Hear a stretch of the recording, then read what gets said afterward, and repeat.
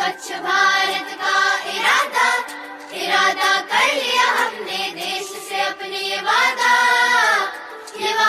कर लिया हमने स्वच्छ भारत का इरादा कर लिया हमने देश में इंडिया का ये इनक्रेडिबल नजारा देखिए। अरे वाह, एक नजारा ये भी देखिए, इंडिया को इनक्रेडिबल बनाए रखने वालों को भी देखिए।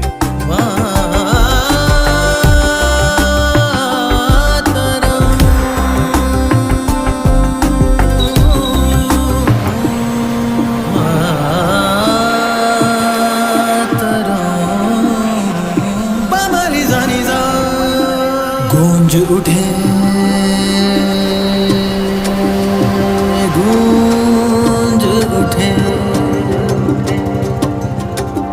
गूंज उठे हर मन में सरगम जगमग कल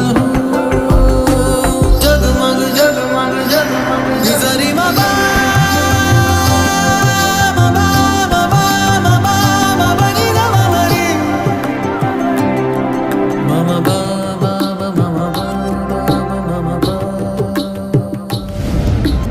देश स्वच्छ हो निर्मल हो। મિત્રો આજે આપણે ધોરણ 10 માં લેખન વિભાગમાં નિબંધ લેખન વિશે ચર્ચા કરીશું। સૌપ્રથમ આપણે જોઈએ તો ધોરણ 10 માં નિબંધ લેખન તમારે સેક્શન ડી માં કયા વિભાગમાં સેક્શન ડી માં 8 ગુણમાં પૂછાય છે। કેટલા ગુણમાં પૂછાય છે? 8 ગુણમાં। સૌથી છેલ્લે હશે એક હશે સંક્ષેપીકરણ, વિચાર વિસ્તાર, અહેવાલ લેખન અને નિબંધ લેખન। આ ચાર વસ્તુ આપણે સેક્શન ડી માં લખવાની રહેશે। તો નિબંધ લેખન સૌપ્રથમ આપણે જોઈએ કે નિબંધની વ્યાખ્યા કે નિબંધ કોને કહેવામાં આવે? તો કે જેમાં વ્યક્તિ પોતાના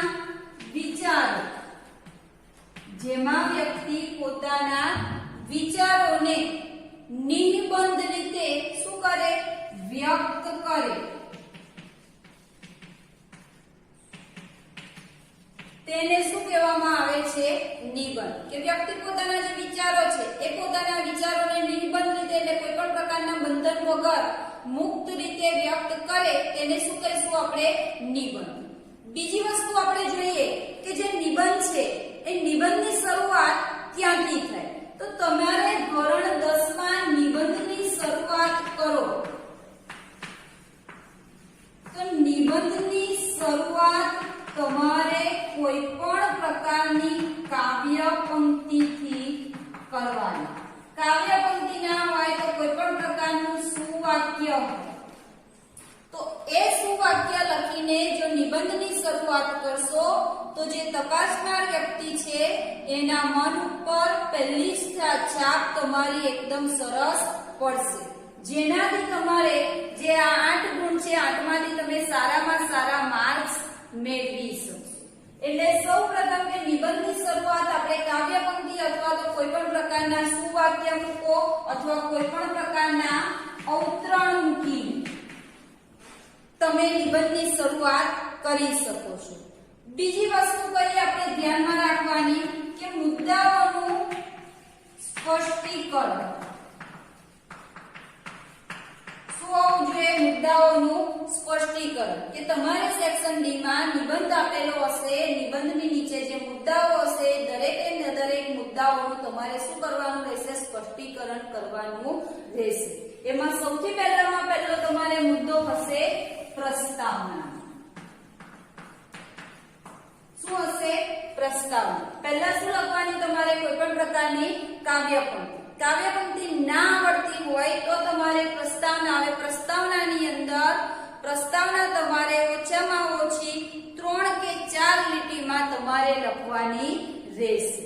અને ત્યારબાદ જે મુદ્દા આપેલા છે એ મુદ્દાને ધ્યાનમાં રાખીને તમારે ફકરા પાડીને નિબંધ લખવાનો રહેશે।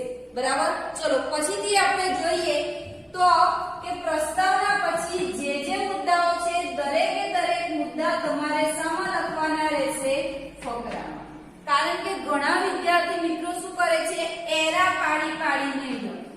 તો એરા પાડીને લખશો તો તમારો નિબંધ કેવો પડશે? ખોટો। 8 માંથી એક પણ માર્ક્સ મળે નહીં। એટલે આ વસ્તુ જે છે તમારે ખાસ ધ્યાનમાં રાખવાની કે નિબંધ હંમેશા ફકરામાં જ આવે। ત્યારબાદ આપણે જોઈએ તો નિબંધ તમારે સ્વચ્છ, સુઘડ અને સુવાચ્ય અક્ષરે લખવાનું। જેટલી આ ત્રણ વસ્તુ તમારા નિબંધમાં જોવા મળશે એટલા માર્ક્સ તમને વધારે સારા મળશે। કદાચ આપણને કોઈક જગ્યાએ ભૂલ પડી તો એને ચેક કરવાની જગ્યાએ તમારે શું કરવાનું? ખાલી આડી લીટી કરવાની। શું કરવાની? ખાલી આડી લીટી કરવાની। ત્યારબાદ કઈ બાબતને ધ્યાનમાં રાખવાની કે જો કે કોઈ પણ પ્રકારનો જે ફકરો છે એક વખત તમે ફકરો લખો તો એ ફકરાનું પુનરાવર્તન ના કરવું જોઈએ। ફકરાનું પુનરાવર્તન થવું જોઈએ નહીં। કારણ કે ઘણા શું કરે? નીચે લખ્યું એક પાછું બે લખશે, 2 3 લીટી, 4 લીટી, 5 લીટી અને ફરી પાછો એનો એ ફકરો ફરી પાછા લખશે। તો આ વસ્તુ પણ તમારે ખાસ ધ્યાનમાં રાખવાની કે ઉપર લખેલો ફકરાનું વારંવાર પુનરાવર્તન થવું જોઈએ નહીં। પછીથી નિબંધમાં તમારે અલંકારો, કહેવતો, રૂઢિપ્રયોગો આવી જે બાબતો છે એ બાબતોને પણ તમારે નિબંધમાં લખવી જોઈએ। તો નિબંધ લખતી વખતે વિદ્યાર્થી મિત્રો તમારે આટલી બાબતોને ધ્યાનમાં રાખીને નિબંધ લખવાનો રહેશે। ત્યારબાદ આપણે જોઈએ કે ધોરણ 10 માં કેવા વિષયો ઉપર નિબંધ પૂછાય છે। તો 3 વિષયો ઉપર સૌથી વધારે નિબંધ આપણે પૂછાતો જોવા મળે છે। પણ એ પહેલા આપણે સમજી લઈએ કે તમારે નિબંધ કેટલા શબ્દોમાં લખવાનો રહે છે? 250 શબ્દો। બોર્ડમાં તમારે સૂચના આપેલી હશે કે નીચે આપેલા 3 વિષયોમાંથી કોઈ પણ એક વિષય પર 250 શબ્દોમાં નિબંધ લખો। હવે 250 શબ્દો એટલે કેટલા? તો ઉદાહરણ તરીકે આપણે જોઈએ કે તમારે આ સપ્લિમેન્ટરી આપેલી હોય તો સપ્લિમેન્ટરી નું એક આખું પેજ આગળ પાછળ, પછી બીજું જે આ પેજ છે એ બીજું પેજ આગળ પાછળ અને ત્યારબાદ આ જે ત્રીજું પેજ છે ત્રીજું પેજ આટલું ભરાયેલું અડધું હોવું જોઈએ। જ્યારે તમે આટલું લખો ત્યારે તમારો નિબંધ 8 માર્ક્સની અંદર વ્યવસ્થિત લાગે। તો વિદ્યાર્થી મિત્રો આ તમારે ખાસ ધ્યાનમાં રાખવાનું છે। હવે જો કે બોર્ડની અંદર સૌપ્રથમ આપણે જોઈએ તો 3 પ્રકારના નિબંધો પૂછાય। તો પહેલામાં પહેલો કે વર્તમાન પરિસ્થિતિ પર આધારિત। વર્તમાન પરિસ્થિતિ, વર્તમાન જે કંઈક બનાવો ચાલી રહ્યા હોય, જે પરિસ્થિતિ હોય એ પરિસ્થિતિ પર આધારિત તમારે નિબંધ પૂછાય। અત્યારે આપણે જોઈએ છે કે કોરોના, તો કોરોના વિશે તમારે નિબંધ પૂછાઈ શકે। બીજું સ્વચ્છતા અભિયાન બહુ ચાલે છે તો સ્વચ્છતા વિશે પૂછી શકે। પછી પાણી બચાવો, પછીથી વૃક્ષો, એટલે આ પ્રકારે પૂછાય। બીજા પ્રકારે આપણે જોઈએ તો પ્રકૃતિને લગતા નિબંધો પૂછાય।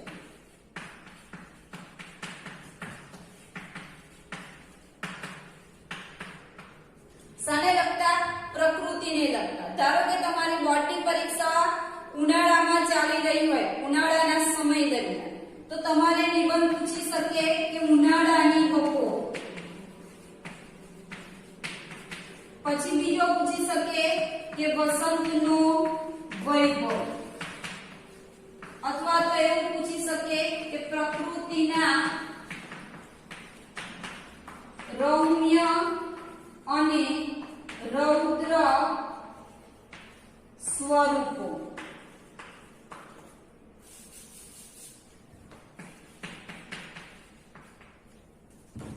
તો બીજો આ રીતે પ્રકૃતિને અનુલક્ષીને નિબંધ પૂછાય. ત્રીજું આપણે જોઈએ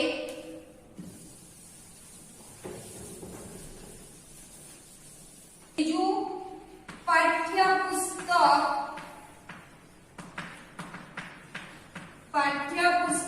પર આધારિત નિબંધ. હવે પાઠ્યપુસ્તક પર આધારિત નિબંધોમાં કયા કયા નિબંધો આવે? તો એક તો પુસ્તકોની મૈત્રી. કયો નિબંધ પૂછાઈ શકે? પુસ્તકોની મૈત્રી વિશે. અને ત્યારબાદ ચોથા પ્રકારે જોઈએ તો અન્ય નિબંધો. હવે અન્યમાં કયો આવે? તો અત્યારે આપણે દીકરી વિશે જોઈ શકીએ કે દીકરી ઘરની દીવડી, અથવા તો નારી તું નારાયણ.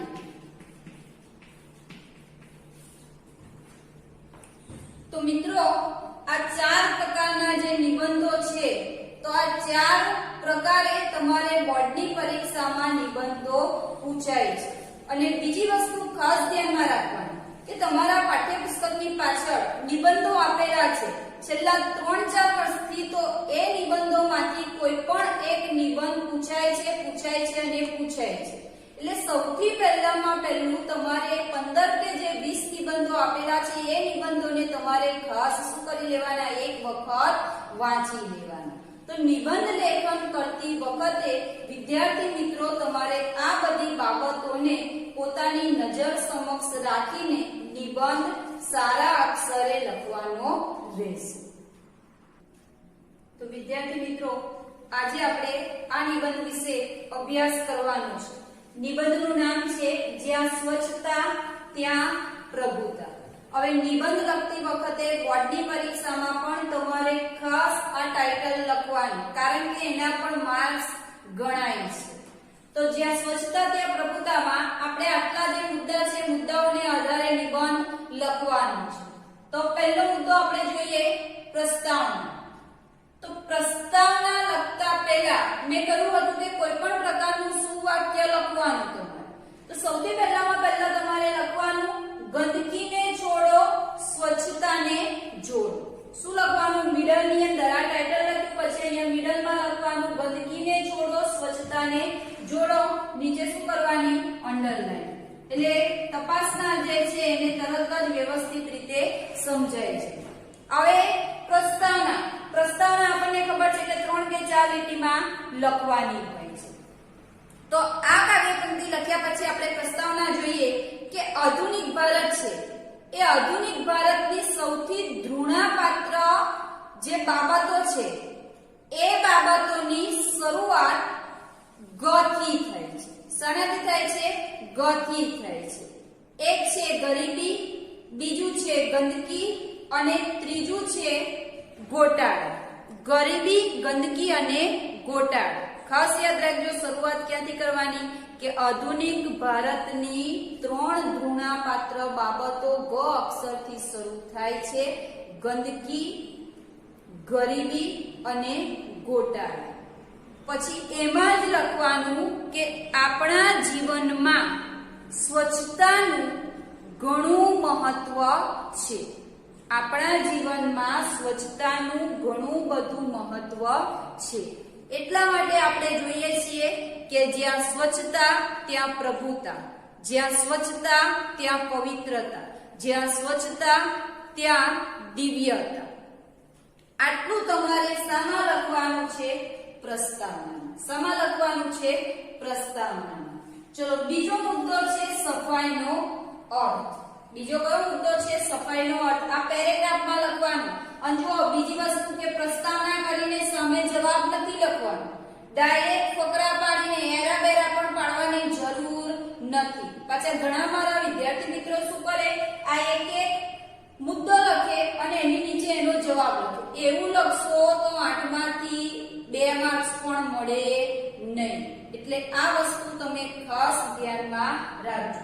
ચલો બીજો મુદ્દો છે સફાઈનો અર્થ. એટલે આ 4 કે 5 લીટી પતી પછી તમારે એક લીટી છોડીને ફકરો પાડવાનો અને લખવાનો કે સફાઈનો અર્થ સામાન્ય રીતે આપણે કચરો દૂર કરવો એમ થાય છે.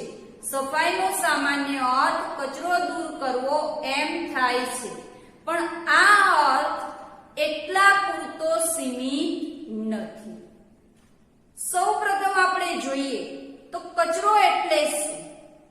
તો અયોગ્ય સ્થાને પડેલી વસ્તુ જેને શું કહેવામાં આવે છે? કચરો. શું કહેવામાં આવે છે? કચરો. તો આટલી બાબતો તમારે શામાં લખવાની? સફાઈના અર્થમાં. ખ્યાલ આવે દરેકને? ફરીથી કહી દઉં કે સૌપ્રથમ આપણે જોઈએ તો સફાઈ એટલે શું? તો સફાઈ એટલે કચરો દૂર કરવો, પણ આ અર્થ સીમિત નથી. કચરો એટલે શું? તો અયોગ્ય સ્થાને પડેલી વસ્તુ એટલે કચરો. પછીથી તમારે એક શું વાક્ય લખવું હોય તો તમે લખી શકો કે જ્યાં સ્વચ્છતા ત્યાં પવિત્રતા. ચલો ત્રીજો મુદ્દો છે શરીરની સફાઈ. ત્રીજો કયો મુદ્દો છે? શરીરની સફાઈ. તો શરીરની સફાઈ વાળા મુદ્દામાં તમારે લખવાનું કે આપણે સૌપ્રથમ આપણા શરીરને સ્વચ્છ રાખવું જોઈએ. જો આપણું શરીર સ્વચ્છ હશે તો આપણા આજુબાજુ પણ કચરો જોવા મળે નહીં. આપણા શરીરના જે અવયવો છે એ અવયવોને આપણે સ્વચ્છ રાખવા જોઈએ. કે આપણે આપણા આંખ, કાન, નાક, વાળ, ગળું, હાથ, કપડાં, ખાવાનું, આરોગ્ય, દાંત જેવા અવયવોને સ્વચ્છ રાખવા જોઈએ. આપણે સ્વચ્છ ખાવું જોઈએ, કપડાં પણ સ્વચ્છ પહેરવા જોઈએ. આ રીતે આપણે આપણા શરીરની સ્વચ્છતા રાખવી જોઈએ. ચલો પછી ત્રીજો મુદ્દો છે મનની સફાઈ. તો આમાં શું લખવાનું કે આપણે આપણા મનને સ્વચ્છ રાખવું જોઈએ. જો મન સ્વચ્છ હશે તો આપણા વિચારો પણ સ્વચ્છ હશે. વિચારો સ્વચ્છ નહીં હોય તો આપણા કાર્યો પણ સ્વચ્છ જોવા મળે નહીં. અને આપણા કાર્યો અસ્વચ્છ હશે તો દરેકે દરેક સ્થળે અસ્વચ્છતા જોવા મળશે. એટલા માટે ઉત્તમ વિચારો, સંસ્કાર, કેળવણી આપણા જાહેર આરોગ્ય માટે ઉત્તમ ઉદાહરણ પૂરું પાડે છે. તો આટલી બાબતો તમારે શામાં લખવાની છે? મનની સફાઈમાં. હવે પછીનો મુદ્દો છે ગામડા અને શહેરોની સ્થિતિ. જુઓ, ગામડા અને શહેરોની સ્થિતિ. તો તમે આમાં એક વાક્ય લખી શકો કે પહેલું સુખ તે જાતે નડે. તમારે આ મિડલની અંદર લખવાનું કે પહેલું સુખ તે જાતે નડે. પછીથી લખવાનું કે આપણો ભારત દેશ એ ગામડાઓનો બનેલો દેશ છે. આ ગામડાના લોકો મોટે ભાગે આપણને અભણ જોવા મળે છે. બીજી વસ્તુ લખવાની કે ગંદકી કરવી એ તો ભારતીય પ્રજાનો જન્મસિદ્ધ અધિકાર છે. પછી કે ગામડાના જે લોકો છે એ ગામડાના લોકો સીડીઓમાં કે ગમે ત્યાં પાનની પિચકારીઓ મારે છે, ગમે ત્યાં થૂકે છે, ખુલ્લામાં કુદરતી હાજતે જાય છે. ઘરનું આંગણું પણ એમનું જાણે કે ઉકરડો બની ગયો હોય એવું આપણને લાગે છે. એટલે ગામડાઓમાં આપણે જોઈએ તો ગામડાઓમાં મોટે ભાગે જે સ્વચ્છતા છે સ્વચ્છતા જોવા મળતી નથી અને એ સ્વચ્છતા જોવા મળતી નથી એનું મુખ્ય કારણ શું છે કે ગામડાના મોટા ભાગના જે લોકો છે એ લોકો કેવા છે અભણ છે એ અભણ હોવાને કારણે જ્યાં ને ત્યાં કચરાના ઢગલાએ ઢગલા વારી દે છે એ જ રીતે આપણે જોઈએ તો કે જે શહેરોની ચાલીઓ છે અને જે પોળો છે એ પોળોમાં પણ ઠેર ઠેર આપણને ગંદકી જોવા મળે છે કે એટલી બધી ગંદકી વાસ મારતી ત્યાં આપણને જોવા મળે છે તો આ રીતે તમારે આ મુદ્દામાં ગામડા અને શહેરોની સ્થિતિની અંદર આટલી વસ્તુ લખવાની છે કે ગામડાની અંદર કઈ વસ્તુ જોવા મળે છે અને શહેરોમાં કઈ રીતે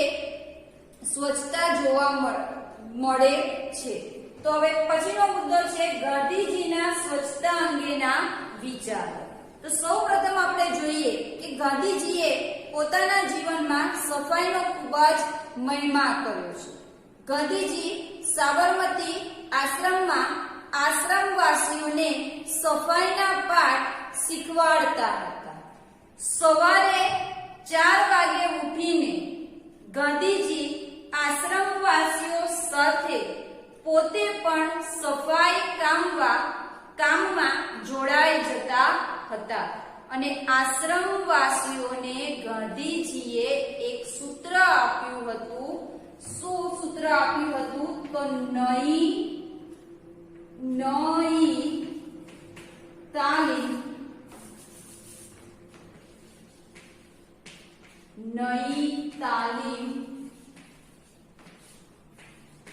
सफाई से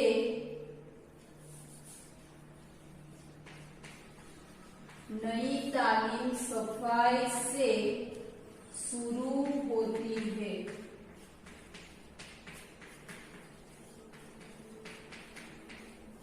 આ તમારે એક સૂત્રને લખવાનું છે કે ગાંધીજીએ જે બુનિયાદી શિક્ષણ છે બુનિયાદી શિક્ષણને અનુલક્ષીને એક સૂત્ર આપ્યું નઈ તાલીમ સફાઈ સે શુरू હોતી है પછી તમે લખી શકો કે પહેલાના સમયમાં શાળાઓમાં પણ શાળા એ જઈને તરત પોતાના વર્ગખંડની શાળાના મેદાનની પ્રાર્થના ખંડની સફાઈ કરાવવામાં આવતી હતી પહેલાના વિદ્યાર્થીઓ સૌથી પહેલા શાળાની શરૂઆત સફાઈથી કરતા હતા કેટલીક જગ્યાએ શ્રમ શિબિરો ચલાવીને આપણે આજે સફાઈ છે સફાઈના મહિમાને વધારી શકીએ છીએ તો વિદ્યાર્થી મિત્રો તમારે આટલી વસ્તુ શામાં લખવાની છે ગાંધીજીના સ્વચ્છતા અંગેના વિચારો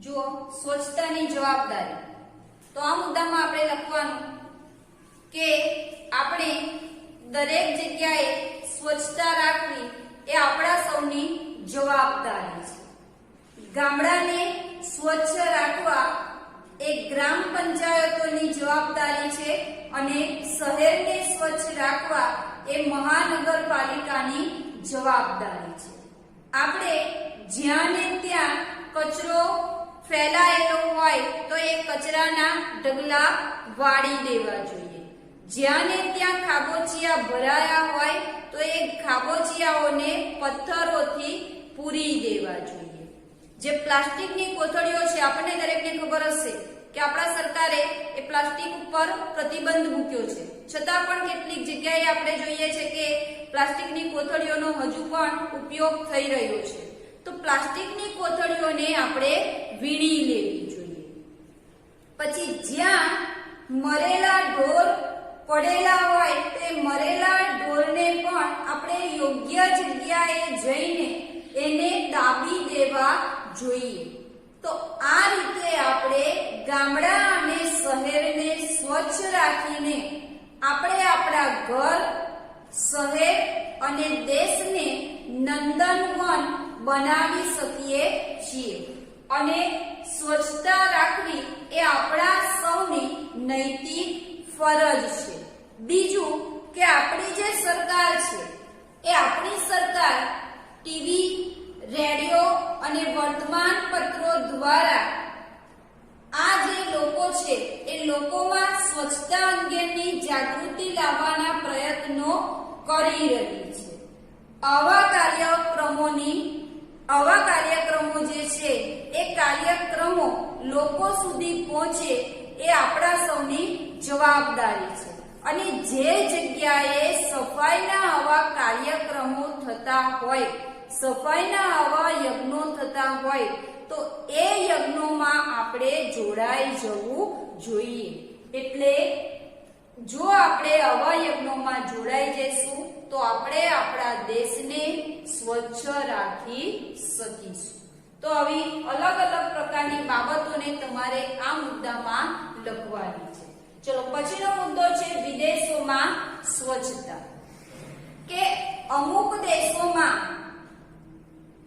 દેશો જે છે એ અમુક દેશોમાં લોકો અને સરકાર પણ સ્વચ્છતા અંગે એટલી બધી જાગૃત છે. આપણા દેશમાં આપણે જોઈએ છે કે મોદી સાહેબ આપણે કહે છે કે 2021 સુધીમાં તો આપણો ભારત દેશ એકદમ સ્વચ્છ થઈ જશે.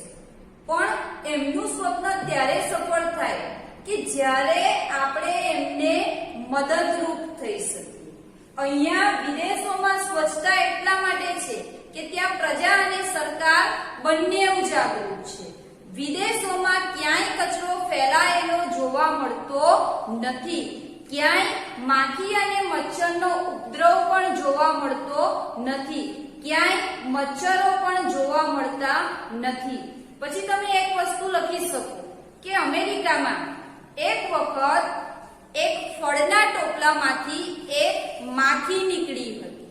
જ્યારે આ સમાચાર છપાય છે ત્યારે ઘણી બધી જગ્યાએ મોટા પ્રશ્નો ઊભા થયા હતા. ત્યાંની સરકારે પણ આ બાબતે કડકમાં કડક પગલાં લીધા હતા.